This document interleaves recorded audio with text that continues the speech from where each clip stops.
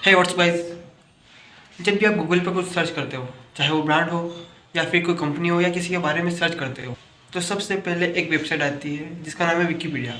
आज हम उसके बारे में बात करने वाले हैं और इस वेबसाइट पर जाकर आपने कई सारे आर्टिकल पढ़े भी होंगे। आज हम इसी वेबसाइट के बारे में जानने वाले हैं, ये किसने बनाई है और आपने कई बार इस वेबसाइट पर एक भी एड नहीं देखा हो, तो फिर बिना एड के पैसे कैसे कमाती है या फिर कोलैब करती है या स्पॉन्सर से आखिर कैसे ये पैसे कमाती है। क्योंकि गूगल पर ये वेबसाइट है तो डोमेन भी खरीदना पड़ता है और होस्टिंग भी, तो ये पैसा कहाँ से लाता है, तो इसी के बारे में आज जानने वाले हैं। पूरी डिटेल, ये किसने बनाई ये वेबसाइट वगैरह वगैरह सारी बातें। इस वेबसाइट की शुरुआत होती है 15 जनवरी 2001 को और वहीं से इसकी शुरुआत होती है, जिसका नाम इन्होंने रखा विकीपीडिया। जिमी वेल्स और लेरी सेंसर, इन दोनों ने मिलकर विकीपीडिया को बनाया था और यह विकीपीडिया 129 लैंग्वेज में इसके आर्टिकल को पढ़ा जा सकता है। तो सोच सकते हो, आपने कई बार देखा होगा, आप हिंदी में पढ़ सकते हो, इंग्लिश में पढ़ सकते हो, तमिल, तेलुगु, ऐसे कई सारी भाषा आपको वहाँ पे अवेलेबल देखने को मिलती है। आपने कई सारी वेबसाइट देखी होगी जो कि एक ही निश पे काम करती है, यानी कि कोई जो मेडिकल से रिलेटेड है तो वह मेडिकल की ही चीजें अपलोड करेगी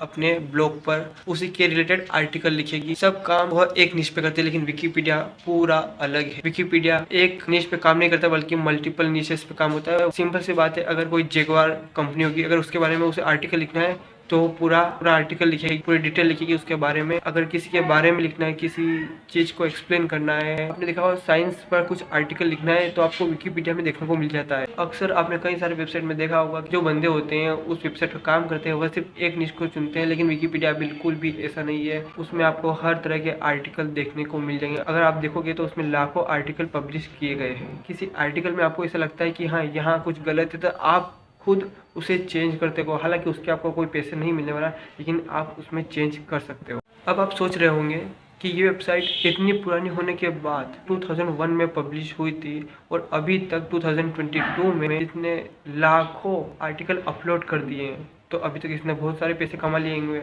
और भी कमाता होगा। तो ऐसा बिल्कुल भी नहीं है। ये वेबसाइट एक नॉन प्रॉफिटेबल वेबसाइट है, ये सिर्फ लोगों की मदद करने के लिए ही बनाई गई। तो भी थोड़ा बहुत, जैसे कि अभी मैंने शुरू में आपको बताया था कि डोमेन के लिए पैसा लगता है, होस्टिंग के लिए पैसा लगता है। जब भी आपने विकीपीडिया को ओपन किया होगा, कुछ भी आर्टिकल पढ़ा होगा, तो उसमें ना ही आपने कोई एड देखा होगा, ना ही कोई लिंक देखी होगी जिसकी मदद से आप किसी दूसरी वेबसाइट पर जा सकते हैं। अगर कोई लिंक दी भी होगी तो वह विकीपीडिया ही दी होगी कि उसके द्वारा आप दूसरा आर्टिकल पढ़ सकते हो उससे रिलेटेड। आपको एक बात और जरूर जाननी होगी, आखिर यह पैसे कौन फंडिंग करता है, डोमेन के लिए उसको कौन पैसा देता है। विकीपीडिया को पैसा सिर्फ चैरिटी और डोनेशन के थ्रू आता है। विकीपीडिया के डोमेन, होस्टिंग और सिक्योरिटी के लिए विकीमीडिया हर साल 3 से 8 मिलियन डॉलर उसे देती है। इस छोटे से वीडियो में मैंने विकीपीडिया से रिलेटेड जानकारी आपको इस वीडियो में दी है। कुछ छूट भी सकता है, आई होप ना छुटा हो। तो ऐसे इंटरेस्टिंग वीडियो के लिए चैनल को सब्सक्राइब कीजिए। मिलते हैं अगले वीडियो में। Take care, good bye, bye bye.